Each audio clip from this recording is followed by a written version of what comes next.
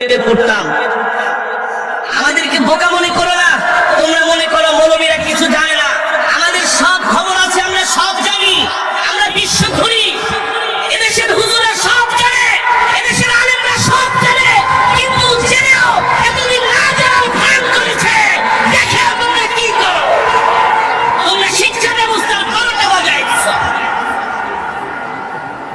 একজন অভিভাবিকা বলে, আমি আমার সন্তানের স্কুলের বইয়ের মধ্যে দেখলাম ধর্মের কোনো শিক্ষাই নাই, ধর্মীয় কোনো শিক্ষাই নাই, ধর্মের কোনো জ্ঞানই নাই। তাহলে আমার একজন কিশোর কিশোরী ভাই বোন ওরা স্কুলে পড়ে কিভাবে ভদ্রতা শিখবে, কিভাবে মা বাবাকে সম্মান করবে? আগে ছোটবেলা স্কুল থেকে যাওয়ার সময় আমাদের শিক্ষকরা বলে দিত, মা বাবাকে যে সালাম দিবা, শিক্ষককে সম্মান করবা। আজকে ধর্মহীন শিক্ষা না থাকার শিক্ষা থাকার কারণে ধর্মের শিক্ষা শিক্ষার ধর্মীয় বইগুলো পুস্তকের মধ্যে ধর্মীয় বিষয়াদি না থাকার কারণে আজকে আমাদের ছেলেরা এমন বেয়াদব হয়ে যাচ্ছে, শিক্ষকের গায়ে হাত দিতেও দ্বিধা করে।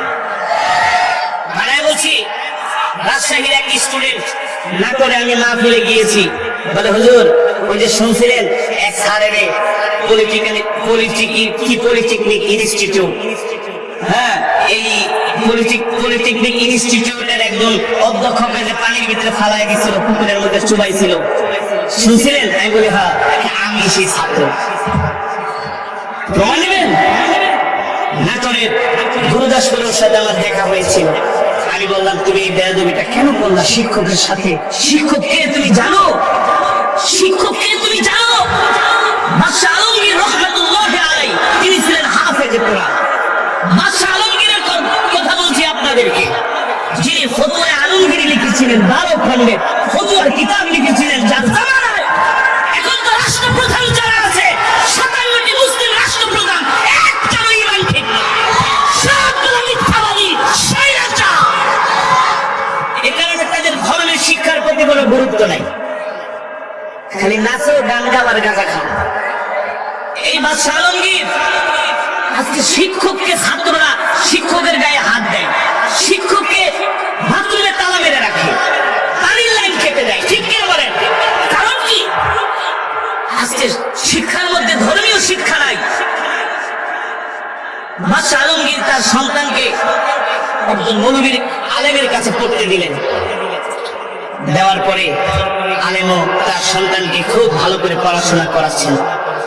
তো বাদশাহ আলমগীর একদিন অবজারভেশনে বের হয়েছেন যে দেখি আমার সন্তানটা আসলে কি পড়াশোনা করে, কি শিখে উস্তাদের কাছে। তো তিনি শিক্ষকের ঘরের সামনে দিয়ে যাচ্ছেন, নামাজের সময় হয়েছে।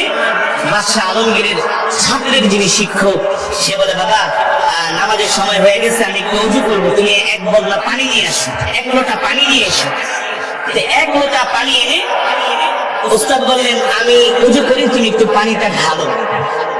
বুঝলেন? আমি ওযু করি, তুমি উপর থেকে কি করো, পানি ঢালো। ছাত্র পানি ঢালছেন আর শিক্ষক ওযু করছেন। দূর থেকে দাঁড়ায় বাদশাহ আলমগীর, বাদশাহ আলমগীর, এই বাদশাহ আলমগীর রহমাতুল্লাহি আলাইহি যিনি বাদশাহ ছিলেন,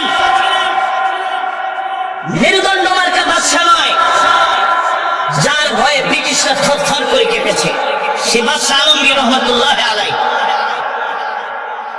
তিনি দূর থেকে তাকিয়ে দেখছেন তার সন্তান পানি ঢালছে আর ওস্তাদ ওযু করছে। তো বাদশাহ আলমগীর এই দৃশ্যটা দেখে তিনি প্রচন্ড রাগ করলেন, প্রচন্ড রাগ করলেন। তিনি তার রাজদরবারে যায় ফরমান জারি করছে, এই আমার সন্তানের শিক্ষককে আমার কাছে ডেকে নিয়ে আসো, আমি রাজদরবারে তাকে তলব করেছি। একজন গোয়েন্দা বলে, ওই মনোবিদে হুজুর বাদশার পোলারে দিয়া পানি ঢালাইছেন, বাদশা নিজে দিকে ফেলাইছে, এবার আপনার 12টা বাজায় দেবেন। বাদশার পোলারে দিয়ে পানি ঢালান? যান রাজদরবারে, আপনাকে বাদশা ডাকছে। যাদের মধ্যে কোরআন আছে, যাদের দিলের মধ্যে কোরআনের জ্ঞান আছে, রাসূলের হাদিসের জ্ঞান আছে, যারা মুমিন মুত্তাকি, তারা আল্লাহ ছাড়া কাউকে ভয় পায় না। বাদশাহ আলমগীর গানি হের ছেলের দিয়ে কি করছে, আমি শুধু একটু পানি ঢালাইছি, সে আমার ছাত্র, এটা ঢালতেই পারে, তার প্রতি আমার হক আছে, অধিকার আছে। ঠিক আছে বাদশা যা পারে করুক, এসব বাদশারে গিয়ে ভয় পাই নাকি, আমি যাবো রাজদরবারে। যাওয়ার পরে বাদশার দরবারে যখন তার পরিজাত টুকরা সন্তানের শিক্ষক ঢুকছেন, বাদশা আলমগীর রহমতুল্লাহ আলাইহি তিনি তার চেয়ারের মধ্যে বসা ছিলেন, রাষ্ট্রীয় চেয়ারে। ইতিহাস লেখে শিক্ষকের জন্য বাদশা তার চেয়ারটা ছেড়ে দিয়েছে। চেয়ারটা ছেড়ে দিয়ে বাদশা আলমগীর রহমতুল্লাহ আলাইহি বলে, হুজুর আপনি বসেন, আপনি চেয়ারে বসেন, আপনি চেয়ারে বসেন। চেয়ারে বসালেন। হুজুরের মনে মনে কে ভাবসা তো অন্যরকম, মনে মনে ভাবলাম কি আর সামসাই কইল কি আর বুঝছি কি, সম্মানের মালিক, ইজ্জতের মালিক।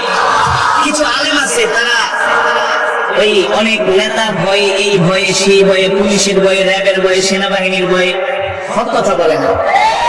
ওরা জানে না যে আল্লাহ তাআলা যতক্ষণ তোমাকে নিরাপত্তা দিবে, আল্লাহু খায়রুল হাফিজ ওয়া হুয়া আরহামুর রাহিমিন, আল্লাহ তাআলা হচ্ছে একটা মুমিনের জন্য উত্তম নিরাপত্তা দান।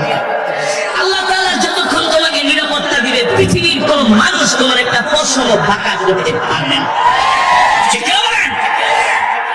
বাদশা আলমগীরের সন্তানের শিক্ষক বলে, বাদশার ধারণা করলাম কি আর হচ্ছেটা কি। এবার বাদশা আলমগীর বলে, হুজুর আমি একটা কথা বলবো। বলুন। জি হাপনা, আমি তো আমার সন্তানকে আপনার কাছে দিয়েছি মানুষ হওয়ার জন্য। কি হওয়ার জন্য? কি হওয়ার জন্য? এই আজকালকে কিছু অভিভাবক আছে, সন্তানের একটু হাত দিলে দেয়া শিক্ষককে হুমকি দেয়, চিনেন আপনি কোটি ছুটে আনাবো। ঠিক না বলে? আমি একটা মাদ্রাসায় পড়াইতাম, আমার এলাকার কাছেই, আমার বাড়ি এই পাশে আছে, পাশে আমার বাড়ি। আমি একটা মাদ্রাসায় পড়াইতাম, একটা ছাত্রকে আমি একটা পিঠা দিয়েছিলাম, পড়া পারেনি, জন্য একটা ছোট্টখাটো একটু মার দিয়েছি। মার দেওয়ার কারণে এই ছেলের বাপে আইসা আমার হুজুর আপনি চিনেন এই এলাকার, আমি আমার ছেলের গায়ে হাত দিচ্ছেন, আমি হাত দিলে কি করবেন? আমি চাইলে আপনারা অনেক কিছু করতে পারি, আমি আপনি ঘরে নিয়ে করতে পারবেন না, আপনি চ্যালেঞ্জ করবেন, কিছুই করতে পারবেন না, আপনি আমাকে কোনো দিক দিয়ে পারবেন না। তবে আমি যা করেছি আপনার সন্তানের মঙ্গলের জন্যই করেছি। আরে এখন তো আর সেই শেখ সরওয়ারদের মতো শিক্ষক জন্ম হয় না, মাওলানা আব্দুল হামিদ খান ভাসানীর মতো নেতার জন্ম হয় না। কারণ কি? আগে শিক্ষকদের সামনে এসে কোন অভিভাবক শিক্ষককে হুমকি দিত তো দূরের কথা, চোখ তুলে তাকাবি তো দূরের কথা, বলতো ওস্তাদ হুজুর শিক্ষক আপনার কাছে আমার সন্তানটা দিছি, শুধু হাড্ডি গুলো চাই।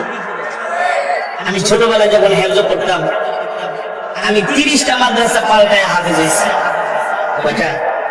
30 মাদ্রাসা পালাইছি, মানে পাল্টাইনি, বুঝছি পালাইছি। আমার বাপে নিয়ে ঢাকা শহরে অনেক মাদ্রাসা ভর্তি করছে, যে হুজুরি করতে, হুজুর হাড্ডি গুলো আমার, বস্তু গুলো আপনার। আমি জানলাম এটা আবার কি করে, এটা আবার কোন এক। ঠিক আছে, আমি যে আমার বড় ভাইকে, ভাই এটা একটা কথা, আপু কি কয় হাড্ডি গুলো বলে হ্যাঁ, আর বস্তু বলে হলো হুজুরের, তাহলে কি আমরা সারাদিন মারবো? এটা কোনো কথা? আপুকে না, এটাই কথা। আর এত বিনয়ের সাথে বলতো, মনে হয় আমার বাপের হুজুরের গোলাম। একদম দূরে যায়, হুজুর হাড্ডি গুলো আমার, বস্তু গুলো আপনার, আপনার কাছে আমানত দিয়ে গেল, আপনি যা করার করেন। তো শিক্ষক সুযোগ পাইনি, ধান দম নাই, কয়ে গেছে। শিক্ষকের হাতে অনেক মার খেয়েছি আমরা। আমরা উস্তাদদের কেমন খেদমত করেছি। হুজুররা যখন ভাত খাবে, আধা ঘন্টা আগে হুজুরের খাবার রেডি করে রাখছে। যদি মিথ্যা কথা বলি, মিথ্যা কথা বলে আল্লাহ জবান বন্ধ করে দিবে। এখনকার প্রজন্মরা তো বিশ্বাস করবে না এই কথা। শুধু আমরা না, আপনারাও যারা 30 বছর আগে আপনারাও যে শিক্ষকদের কাছে পড়েছেন স্কুল কলেজে, আপনারাও আপনাদের শিক্ষকদেরকে এমন সম্মান করেছেন।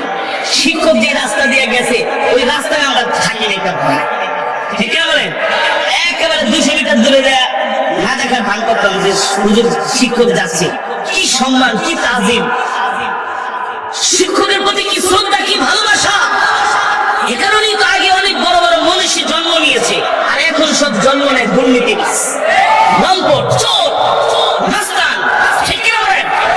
হ্যাঁ, তো শিক্ষক আমাদের শ্রদ্ধা যখন ভাত খাইতো, হুজুর খাচ্ছে, তার জন্য গামছা নিয়ে দাঁড়ায় থাকতাম, হুজুরের হাত মুছতে হবে।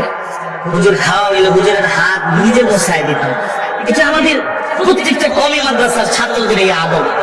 হুজুরের জোতাগুলো আগে ঠিক করার প্রতিযোগিতা শুরু করবেন, হুজুরের জোতা কে নিবে কে নিবে। হুজুর রাস্তা দিয়ে গেলে আমরা হুজুরের ছাতা আগে ধরতাম, কিন্তু হুজুরের গায়ে যাতে কোনো রোদ না লাগে। আমার মনে আছে ঢাকা শহরে এক বাড়ির সামনে দিয়ে যেতেছি, চেক লোক পেতেছে, হুজুর কি নতুন জামাই নাকি যে আমরা ছাতা ধরে লয়ে যাও? আমরা কি হ্যাঁ ওস্তাদ আমাদের কাছে নতুন জামাই। ওস্তাদকে সম্মান করতে হবে, শ্রদ্ধা করতে হবে, ভালোবাসতে হবে, ঠিক না বলেন? এখন কি এই সম্মান আছে, এই শ্রদ্ধা আছে? এমপির ছেলের বয়ে, মন্ত্রীর ছেলের বয়ে শিক্ষক কথাই কয় না, না যা করতে করতে বাবা সাধারণ শিক্ষক বিচার দেয়, স্যার এই তো মন্ত্রীর ছেলে, এমপির ছেলে, অমুকের ছেলে, স্যার এই অন্যায় করছে, আরে চুপ থাকো, এটা ধামা চাপা দাও, জানলে খবর আছে তোমার চাকরি শেষ, আমাদের চাকরি শেষ। মেরুদণ্ডহীন শিক্ষা ব্যবস্থার সুফল এগুলো, ঠিক কিনা বলেন? বললেন ওস্তাদ হুজুর আমি তো আমার সন্তানকে আপনার কাছে দিয়েছি মানুষ হওয়ার জন্য, অমানুষ হওয়ার জন্য নয়।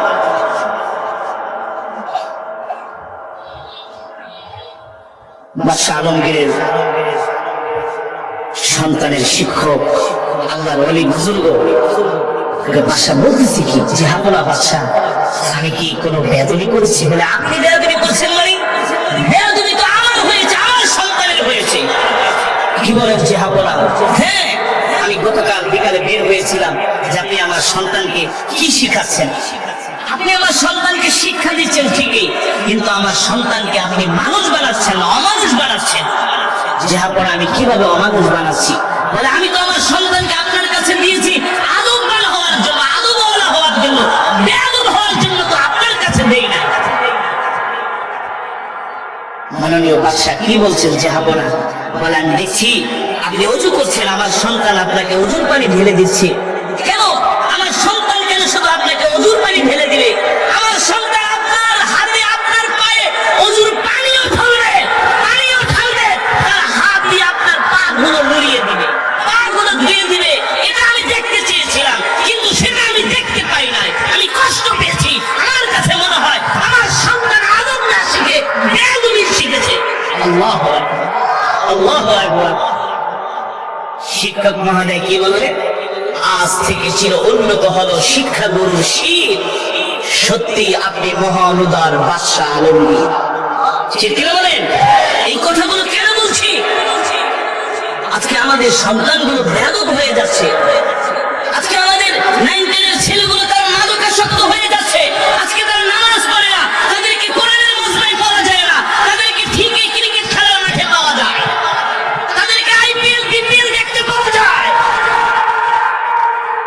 একজন অভিভাবিকা দুঃখ করে বলছেন এই শিক্ষা ব্যবস্থার মধ্যে ধর্মের কোনো শিক্ষাই নেই। বলে আমার মেয়ে সারাদিন শুধু মোবাইল নিয়ে বসে থাকে।